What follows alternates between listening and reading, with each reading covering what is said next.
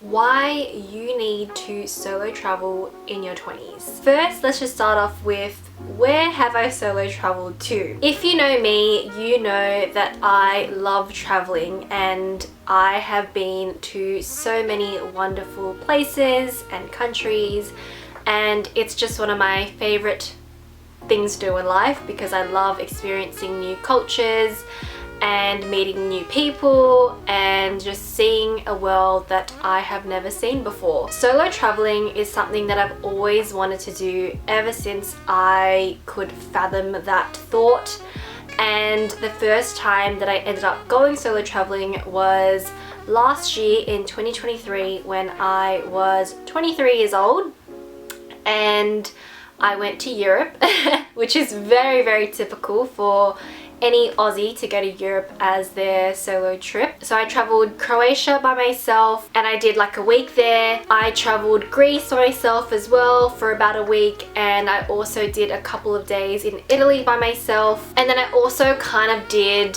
Prague by myself as well, but not really because my friends were still there, but they were just living in another accommodation, but I was living at my own separate accommodation and was just going to places that I liked, but I still also met up with them as well. So that was my first taste of solo traveling, and then the other time that I went solo traveling was a couple of days in Perth. So that was after I went to Europe, and Perth is in Australia, so it was a lot easier to solo travel because, you know, I could speak English there. I knew the Australian currency, I knew the Australian way, so yeah, it was just a new place to explore. And that ended up happening because my friend had bought Coldplay tickets and she had an extra one and she asked me if I wanted to go.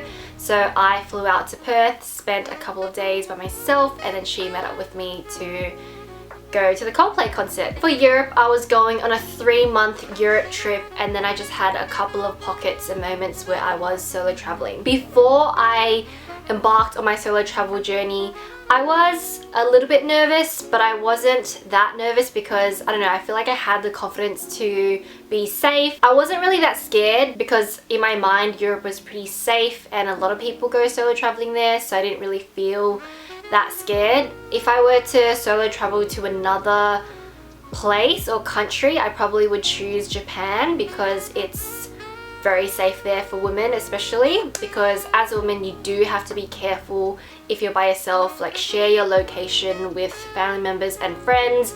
Have maybe friends that you know that are kind of nearby in the area if you can, and give your family members and friends like a rough draft of your itinerary of where you're going to be, just in case they need to check in on you or they can't contact you. And definitely get an international eSIM as well so that you can be connected on your phone. I just used Airalo and Holofly. Those were really good eSIMs when I was in Europe, and I also used them when I went to Bali as well. But that wasn't solo traveling, that was with my cousins, as you saw in my Bali vlog. A few days before I was leaving to Europe, my friend told me about a story where this girl was at a club and then she hooked up with a guy or something, or I was like kissing a guy, went to her house but then felt a bit weird so she left, and then a couple days later she got like a rash on her lips and it was like really weird, so she went to the doctors and then they found out that it was like flesh-eating maggots or something like that, which is really gross. And then they searched that guy's house or whatever and they found like dead bodies, which I don't know how true that story was. Apparently it was a friend of a friend, but that is pretty scary and that kind of freaked me out a little bit. But other than that, I wasn't really that scared. I would recommend anyone to solo travel in their life at least once because it truly is, it's so cliche, but it truly is such a life-changing experience.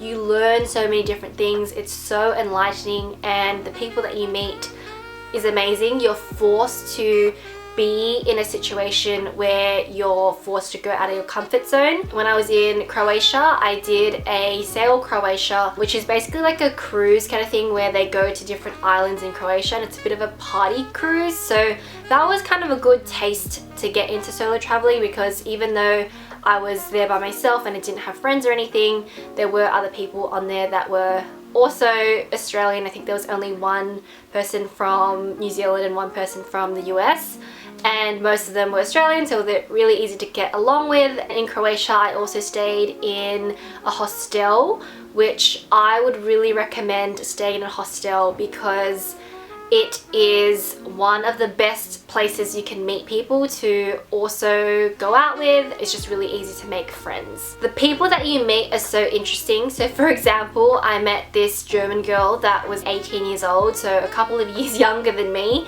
and she was telling me how she literally hitchhiked from Germany to Croatia and was like camping. There was like snakes at the bottom of her tent, and it was really crazy. That was just insane. Like, I can't even imagine hitchhiking in Australia because I would be scared to put myself in a stranger's car. But she survived and she hitchhiked across multiple countries. So there you go. Those are the funny stories that you encounter when you meet these people. And when you're in a hostel, when you're in common areas like kitchens or game areas or bars and things that some hostels have, that's where you meet the best people that you can then make friends with and go on adventures with. So I met this other guy that had broken up with his girlfriend of a long time, and he was just biking across different European countries and just slinging a hammock across 2 trees to sleep, and I was just like, that is insane. I could never do that as a woman because I'm really scared, but how crazy is that? When I was in Greece, so first I went to Santorini, I met this one really lovely girl that told me about how her job was raising horses for really upper class English people, maybe the royals, I don't know, it was apparently really like hush hush and secretive, but she was amazing. And we were sharing our travel plans, and we realized that we were going to go to another island, Milos, in Greece at the same time, and our accommodation was literally across the road from each other. So we met up again in Milos and we went and explored different beaches, and we rode on a quad bike together. I'll insert clips now, but it was just so fun, and the connection that you make is so just crazy to me because you bond really well really fast with these people that you've met for the first time, and you share all these stories and all these interesting facts about your life, and you've only just met them, and then it's kind of a high almost because the friendship process is so much accelerated because you are like sharing all these things, and then the next day you like never see them again. So that's a little bit traumatic, but you can always like add them on Instagram or Facebook or whatever and keep in touch that way. In Santorini as well, I met another girl that was really lovely. She's a dancer and model, and she's like into all those like creative arts things.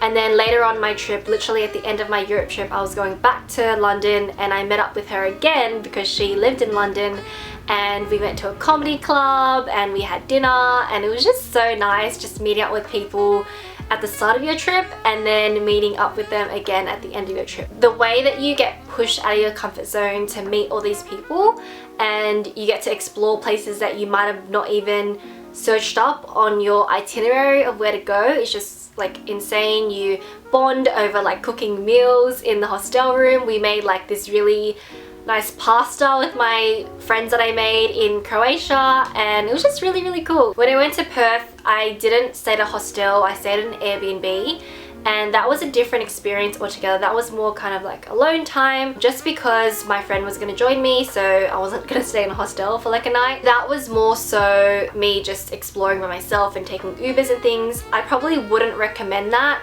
if you're going to solo travel and trying to meet people, because you really won't meet people that way. So my biggest tip if you're going solo traveling is staying at a hostel, even though it's a bit bummy sometimes, and hostels can be a little bit gross because it's shared accommodation and it's shared bathrooms and things. You will meet the best people, and it's honestly really fun going to hostels as a young person because you can kind of cope with the disgustingness of sharing accommodation. But in saying that, I did also stay in hostels in Amsterdam where there were older people there. Like I think there was like a 50 or 60-year-old lady there. There was like a 60-year-old man that was talking to us. Please let me know your experiences solo traveling in the comments down below. If this video inspired you, if you want me to share any more tips about solo traveling, please let me know.